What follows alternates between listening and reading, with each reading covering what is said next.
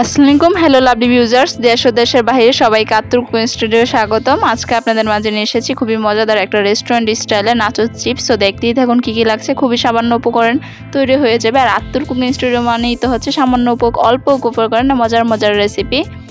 ফার্স্টে আমি এই জায়গায় দিয়ে নিচ্ছি প্রায় 1 কাপের পরিমাণ ময়দা। আর নাচোস চিপসটা তৈরি কিন্তু মাস্ট বি ময়দাটা ইউজ করবেন, কোনো ধরনের আটা ইউজ করতে যাবেন না, তাহলে রেস্টুরেন্টের ভাইবসটাও আসবে না আর রেস্টুরেন্টের মতো খেতেও লাগবে না। আর এই জায়গায় আমি ফার্স্টে দিয়ে নিচ্ছি পরিমাণ বুঝে লবণ। আমি লবণ প্রায় 1 চামচের মতো ইউজ করছি। আর লবণটা দিয়ে মিশিয়ে তারপরে এই জায়গায় আমি দিয়ে নিচ্ছি সাদা তেল। অবশ্যই এই জায়গায় মাস্ট বি সয়াবিন তেলটা ইউজ করতে যাবেন, কোনো ধরনের সরিষার তেলটা ইউজ করবেন না। জায়গায় আমি তেল ইউজ করছি 1/3 কাপের মতো। ধাপে ধাপে দিয়ে খুব ভালোভাবে ডোগুলোর সাথে মিশিয়ে নিচ্ছি। আর এর জন্যই ধাপে ধাপে মিশিয়ে নিচ্ছি, কারণ এই জায়গায় 1/3 কাপের যদি কম লাগে তাহলে কম দিয়ে দেবেন। আমার কম লেগেছে, কারণ না হলে তেলটা বেশি হলে এটা কিন্তু ভালোভাবে ক্রিস্পি হয় না, আর ডোটাও ভালো হয় না। ডোটা ভালো না হলে চিপসটাও মজা লাগে না। এই জায়গায় আমি স্বাভাবিক তাপমাত্রায় পানি দিয়ে দিচ্ছি, পরিমাণ বুঝে একটু করে দিয়ে দিচ্ছি, কারণ একটু করে দিলে এটার পানির ভাবটা বোঝা যাবে। আর আটা গুলানোর মানে রুটির যে ডোটা তৈরি করছেন ঠিক সেরকম এটা তৈরি হয়ে যাবে।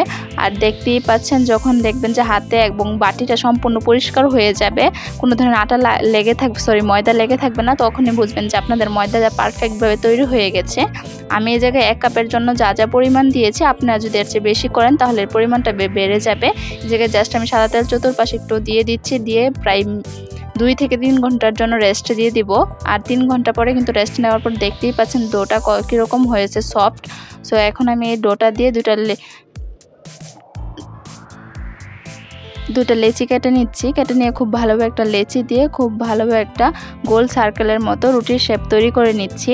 আর ভিডিওগুলো যদি আপনাদের কাছে ভালো লাগে অবশ্যই রিকোয়েস্ট রইল রেসিপিটা ট্রাই করে জানাবেন কমেন্টে কেমন কি হয়েছে, আর কে কোথা থেকে দেখছেন, কোন জেলার থেকে সেটাও বলবেন। আর এখন আমি রুটির মতো ডো করে নিচ্ছি। অবশ্যই এটা রুটির মতোই বেলবেন, কিন্তু রুটির থেকে একটু মোটা হয়ে থাকবে, এত পাতলাটা করবেন না। এখন আমি একটা স্টিলের গ্লাস দিয়ে এগুলো খুব গোল সার্কেল করে নিচ্ছি। আপনারা চাইলে যে কোনো কোটার কন্টেনারের মুখ দিয়েও করে নিতে পারেন, মানে গোল হলেই হলো যে কোনো জিনিস দিয়ে। আমি এই জায়গায় প্রায় 4টার মতো করেছি, পরবর্তীতে আরও 2টা করেছি, কিন্তু সেটা ক্যামেরার আড়ালে। আর যদি ব্যাকগ্রাউন্ডে বা ভয়েসে কোনো ধরনের সমস্যা হয়ে থাকে তাহলে আন্তরিকভাবে দুঃখিত। ইনশাল্লাহ ট্রাই করবো আস্তে আস্তে যেন সব কিছুই আমি ঠিকভাবে আপনাদের মাঝে উপস্থাপন করতে পারি। এর জন্য আপনাদের একটু সাপোর্ট করতে হবে। আপনাদের এই সাপোর্টে আমার আরও উৎসাহিত করে নতুন কোনো কিছু তৈরি করার। এখন আমি চতুর্পাশে সবগুলোর মধ্যে সাদা তেল দিয়ে দিচ্ছি, দিয়ে খুব ভালোভাবে চাপ দিয়ে নিচ্ছি। আর এটা যত বেশি চাপ দিবেন এটা তত বেশি ভালো হবে। দিয়ে চতুর্পাশে সবগুলোর মধ্যে আমি ময়দা দিয়ে দিচ্ছি। আর অনেকে জিজ্ঞাসা করতে পারেন ময়দা দেওয়ার কারণটা কি। ময়দা যদি না দিই তাহলে যখন নাকি আমি রুটিটা বেলতে যাব সবগুলো একসাথে, তখন একদম সবগুলো এক হয়ে যাবে আর এগুলো উঠবেও না। এর জন্য দেখতেই থাকুন ভিডিওটা। আর যারা নতুন রাঁধুনি তাদেরকে বলছি A to Z nachos chips কীভাবে করতে হয় সব কিছু এই ভিডিওতে দেওয়া আছে। আপনারা চাইলে এই নাচোস চিপসটা কীভাবে সংরক্ষণ করতে পারেন তাও কিন্তু আমি এই ভিডিওতে দিয়ে দিয়েছি। বছরখানেকের মতো এই চিপসটা সংরক্ষণ করে খেতে পারবেন। আর এখন আমি দিয়ে দিচ্ছি সবগুলো একসাথে দিয়ে খুব ভালোভাবে এটা বড় করে একটা রুটি করে নিচ্ছি। আর এই যে দেখতেই পাচ্ছেন একটা ছুটে গেছে, এটাই উল্টে তারপরে এই জায়গায় আবার ভালোভাবে বেলে নিচ্ছি। বেলে বলতে কি এটা যত বড় করে নেবেন তারপরে রুটির মতো করে নেবেন। আর এই নাচোস চিপসটা কিন্তু হুবহু রেস্টুরেন্টের স্টাইলই লাগে, এর জন্য আমি আপনাদেরকে রেস্টুরেন্ট স্টাইলেই নিয়ে এসেছি। আর ভিডিওতে কিভাবে নাচোস চিপস করবেন টিপস অ্যান্ড ট্রিক্স সব কিছুই দেওয়া আছে। সো ভিডিওটা বড় হলেও একটু ধৈর্য সহকারে দেখবেন। এখন আমার রুটিটা একটু তাওয়াতে আমি একদম তাওয়াটা গরম করে তারপরে দেখতেই পাচ্ছেন আমি একটু ছেঁকে নিচ্ছি। আর ছেঁকাটাও কিন্তু দেখে নিচ্ছেন, যখন একটু সাদা হবে ঠিক তখন আমি তুলে ফেলবো, তুলে দিয়ে একটু ঠান্ডা হতে দিব। তারপরে আমি আরেকটা এইভাবেই তৈরি করে নিচ্ছি। ঠিক এটা কিন্তু বেশিরভাগ ভাজতে যাবেন না, জাস্ট একটু সাদা বাফ হইলেই উঠে ফেলবেন। এখন কিন্তু ঠান্ডা হওয়ার পর আমার রুটিগুলো একটা করে আলতো হাতে আমি তুলে নিচ্ছি। ঠিক ঠান্ডা হওয়ার সময় এটা কিন্তু একেই তুলে যায়, একটু চাপ দিলেই হয়ে আসবে। আমার কিন্তু দেখতেই পাচ্ছেন কি সুন্দরভাবে নরম হয়ে আসছে।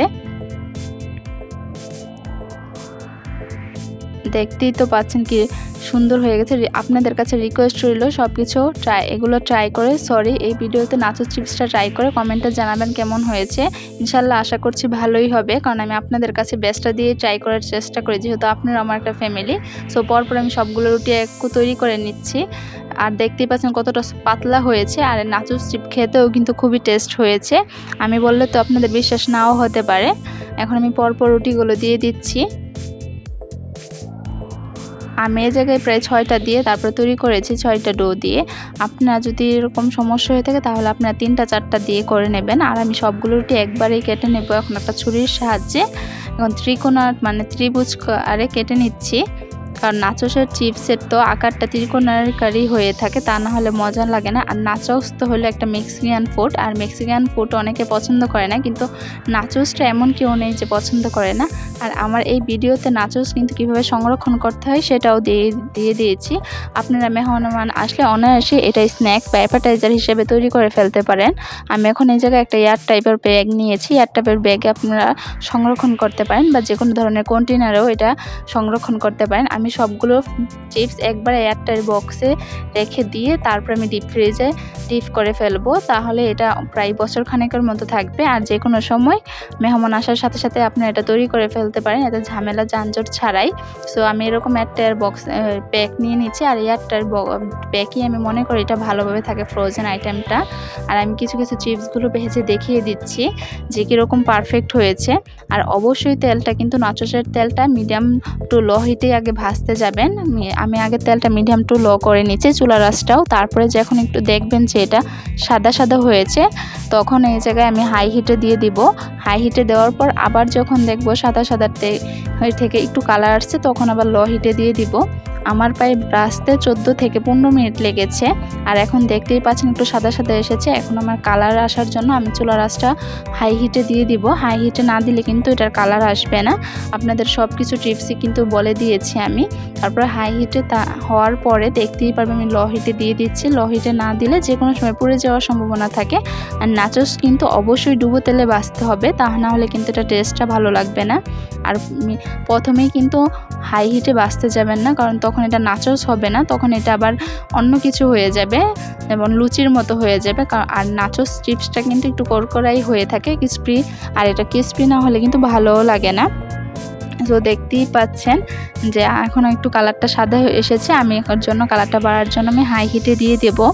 আর ভিডিওগুলো যদি আপনাদের কাছে ভালো লাগে অবশ্যই লাইক কমেন্ট শেয়ার এবং সাবস্ক্রাইব করে যাবেন। আর যারা নাকি ফেসবুক পেজ থেকে দেখছেন অবশ্যই ফেসবুক পেজটাকে ফলো দিয়ে একটা লাইক দিয়ে একটা শেয়ার করে যাবেন। আপনাদের সবার ফ্রেন্ড ফ্যামিলি সবার সাথে শেয়ার করবেন ভিডিওগুলো যদি ভালো লাগে। আর এর জন্যই আপনাদের এই উৎসাহে আমি আরও নতুন নতুন ভিডিও আপনাদের মাঝে নিয়ে আসবো। সো দেখতেই পাচ্ছেন এটা কালারটা কিন্তু কত সুন্দর এসেছে, আমি বললে তো আর নাও বিশ্বাস হতে পারে। এর জন্য আপনারা ট্রাই করে জানাবেন যে কেমন কি হয়েছে। আমি এই জায়গায় সব কিছু আপনাদের দেখিয়ে দিয়েছি। এখন আমি তুলে নিচ্ছি, আর তুলে নিয়ে ফাইনাল লুক দেখতেই পারবেন কত সুন্দর হয়েছে, আর খেতেও খুবই মজা হয়েছে।